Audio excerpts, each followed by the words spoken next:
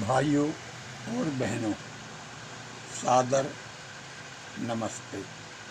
दोस्तों, एक कड़वा सच आपके सामने पेश कर रहा हूँ। अभिव्यक्ति के इस दौर में जलता प्रश्न लेकर आपके समक्ष मैं किशन जेठवानी उपस्थित हूँ। दोस्तों, कोई भी साधारण नागरिक किसी समस्या से पीड़ित होता है तो वह संबंधित विभाग में शिकायत करने जाता है। फिर वो पुलिस हो, नगर निगम हो, कलेक्ट्रेट हो अथवा कोई भी विभाग, सरकारी विभाग हो। ये सिस्टम है। वो सिस्टम के पास जब जाता है तो वहाँ पर उसके शिकायत पत्र पर ठीक से सुनवाई नहीं होती और आरोपी पर कोई कार्रवाई नहीं होती। तब वो अगले अधिकारी को शिकायत पत्र भेजता है। वहाँ पर भी जब कोई सुनवाई या कार्रवाई नहीं होती किन्हीं कारणों से, तो फिर वो उच्च स्तर पर शिकायत पत्र भेजता है। उसका शिकायत पत्र अनेक प्रक्रियाओं से गुजरता हुआ अंततः वहीं पहुंच जाता है जहां से उसको प्रारंभिक स्तर पर राहत नहीं मिली। दोस्तों, संपत्ति का विवाद हो तो वो पुलिस थाने बताता है कि जाके भैया मेरी मकान पे इसने तोड़ फोड़ की है, कब्जा कर लिया। पुलिस शिकायत पत्र ले लेती है लेकिन कार्रवाई नहीं करती है और आरोपी को ही सलाह देती है कि सिविल वाद दायर कर दो, 2-5 साल तो लटका रहेगा, कोई कुछ नहीं कर पाएगा। ऐसे सिविल वाद प्रकरण दायर होते हैं। एक वाद प्रकरण अगर एक बार न्यायालय में चल गया तो दोबारा दूसरा कोई व्यक्ति उसी बिंदु पर, उसी मुद्दे पर, उसी संपत्ति पर, उसी संपत्ति के मालिक पर वाद दायर नहीं कर सकता। ये न्यायिक प्रक्रिया है, कानून है और न्यायिक संहिता में इसका पूरा प्रावधान है। लेकिन उसके बाद भी केस पे केस रजिस्टर हो जाते हैं वाद, और आदमी 10 साल तक चक्कर काटते काटते अति पीड़ित, दुखी हो जाता है। तब क्या करे आदमी? गुस्सा, आक्रोश, क्रोध, बदले की भावना, शरीफ आदमी सहते सहते तंग हो जाता है। यहाँ से उसके दिल में गुस्सा और आक्रोश पनपने लगता है। पुलिस की भाषा में आगे चलकर पुलिस कहती है रंजिश है आपस में। जब भी कोई बात करो आपस में पुरानी रंजिश है। दोस्तों, सरकारी अस्पतालों में पुलिस जांच कराने के लिए मुलाजा फार्म भरकर भेजती है। उस मुलाजा फार्म में कुछ तो भी गुप्त संकेत होता है जिससे सरकारी अस्पतालों के डॉक्टर एमएलसी रिपोर्ट में हेरा फेरी करते हुए जो पुलिस चाहती है वही रिपोर्ट दे देती है। हार्ड एंड ब्लड ऑब्जेक्ट है। मान लो किसी अपराधी को पकड़ा, पुलिस ने थाने में उसकी अच्छे से मरम्मत कर दी, मारपीट कर दी, तो पुलिस के पास बहुत बड़ा हथियार है रोजनामचा। रोजनामचे में पुलिस लिखती है कि अपराधी पुलिस को देखकर भाग रहा था, गिर पड़ा, छत से कूद गया, इस कारण उसे कुछ चोटें आईं, डॉक्टरी जांच कराई गई और संलग्न है। ईमानदारी, सत्यता, निष्पक्ष की उम्मीद सरकारी अस्पतालों में करना बेकार की बात है। होती नहीं वहाँ पर। वहाँ तो जो लीपापोती होती है वो पीड़ित ही जानता है। दोस्तों, सिस्टम संवेदनशील नहीं है। सिस्टम में भ्रष्टाचारी लोग अधिक घुस गए हैं। ईमानदार अधिकारियों को परेशान किया जाता है, उन्हें ठीक से काम करने नहीं दिया जाता। ये बात पुलिस के बड़े बड़े अधिकारी मानते हैं। और जो लोग काम नहीं करते हैं उनकी तो पुलिस के डीजीपी ने एक सूची जारी कर दी थी कि ये लोग आते हैं ऑफिस में, बैठते नहीं हैं और चले जाते हैं। दोस्तों, भारत की जनता कोरोना वायरस से संघर्ष कर रही है, लॉकडाउन भी चल रहा है। इस दौर में भी सिस्टम में कुछ भ्रष्ट लोग घुसे हुए हैं और वो रिश्वत और सौदेबाजी कर रहे हैं। कटनी मध्य प्रदेश के CMHO मास्क विक्रेता और सप्लायर से प्रत्येक मास्क पर 50 रुपये का कमीशन मांग रहे हैं। ये वीडियो में वायरल हुआ है और वो कहता है अधिकारी खुल्लम खुल्ला कि कमीशन तो मंत्री तक भेजना पड़ता है, वो तो देना पड़ेगा। फिलहाल उस डॉक्टर को निलंबित किया गया है, आगे जांच चलेगी।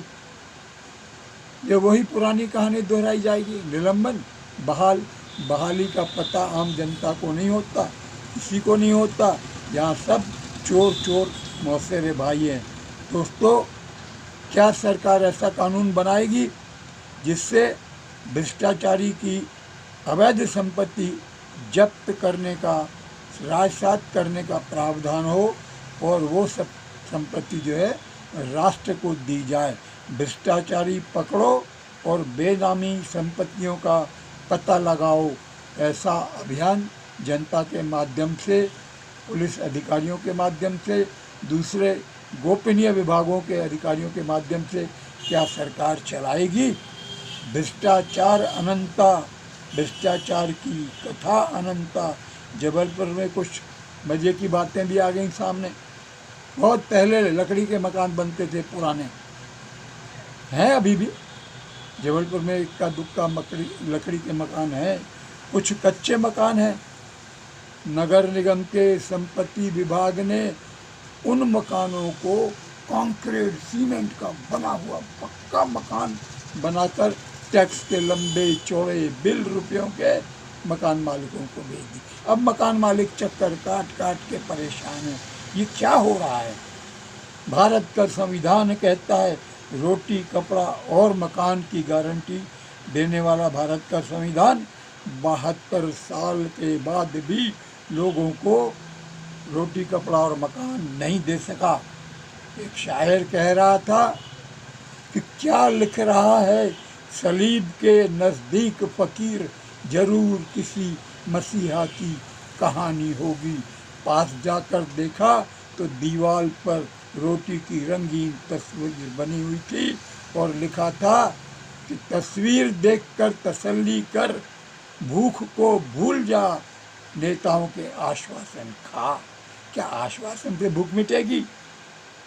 दोस्तों, ये दुनिया जानती है, हम भी जानते हैं, बच्चा जानता है, स्कूल में पढ़ने वाला बच्चा भी जानता है कि भारत विश्व का सबसे बड़ा लोकतांत्रिक देश है। लेकिन कहाँ है टैक्स फ्री मकान?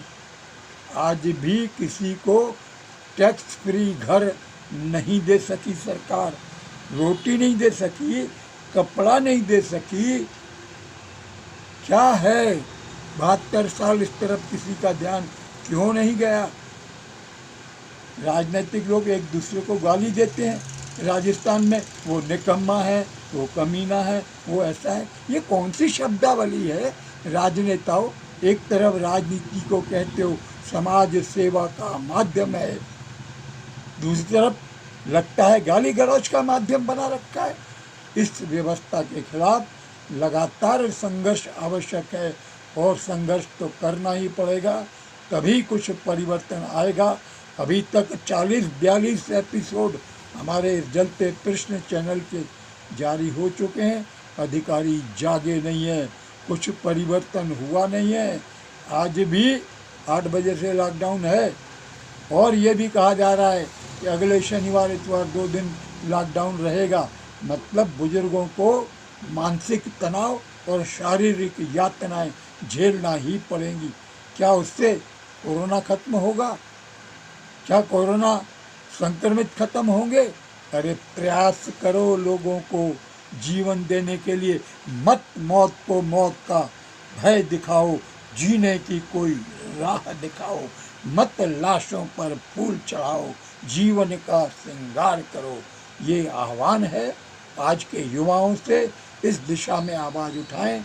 इन्हीं शब्दों के साथ मैं किशन जेठवानी आज कम शब्दों में इतनी बात कह के आप सब लोगों को धन्यवाद देता हूँ, प्रणाम करता हूँ। अगला एपिसोड हम बताएंगे आपको शर्मा जी के बारे में।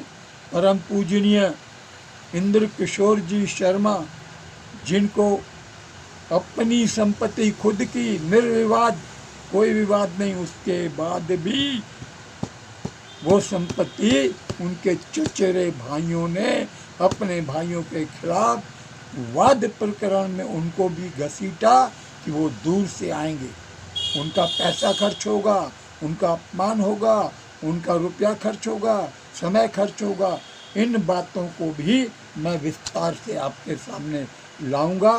फिलहाल आज के दिन केवल इतनी बात कह के मैं अपनी बात खत्म करता हूं और ये भी बताता हूं आपको कि किसी भी संपत्ति के विवाद को एक बार यदि किसी ने वाद दायर किया और उसका निराकरण हो गया तो दोबारा वाद दायर नहीं कर सकते।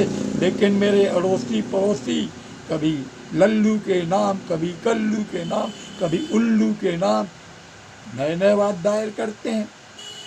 न्यायपालिका का सिस्टम है, दोबारा वाद की सुनवाई नहीं हो सकती।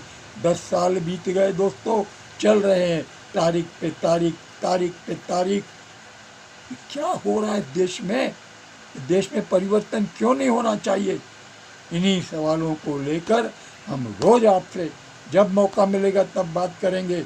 हम सारे तथ्यों को एकत्र करके सत्य आपके सामने लाएंगे। हम लफ्फेबाजी नहीं करेंगे, हम झूठ नहीं बोलेंगे। हम सारे तथ्यों को इकट्ठा करके दस्तावेज सुरक्षित अपने पास रखने के बाद तथ्य आपके सामने लाएंगे। हम आपको बताएंगे अपराध नंबर, वाद प्रकरण, फैसला दिनांक, ये सब बताएंगे। Lower court, session court, high court और फिर लोअर कोर्ट, वहाँ से जो फैसले आए हैं, ये गुंडे लोग, ये टपोरी लोग, ये बदमाश लोग नहीं मानते न्यायालय के फैसले, गरीबों को, शरीफों को अपमानित पीड़ित करते हैं, खिल्ली उड़ाते हैं, मजाक उड़ाते हैं। ये टपोरी इकट्ठे होकर ऐसे काम करते हैं। इसके कारण भारत का शरीफ नागरिक, भारत का ईमानदार नागरिक परेशान है। इस परेशानी से उसे मुक्त दिलाने के लिए कोई जनप्रतिनिधि नहीं आता है। अरे आपको नहीं मालूम है भारत के संविधान में कितने अधिकार हमसे छीन लिए गए? लोकसभा में पास हो गए, करेक्शन करेक्शन करेक्शन, ये हटा दिया, वो हटा दिया, हमको पता ही नहीं, हमसे पूछा ही नहीं। किसी भी राजनीतिक दल ने अपने घोषणा पत्र में आज तक नहीं लिखा कि हम संविधान में ये संशोधन करेंगे, और जनता से छीन लिए हक। इन सारी बातों को ध्यान में रखना होगा और संघर्ष परिवर्तन के लिए करना होगा। धन्यवाद। भारत माता की जय।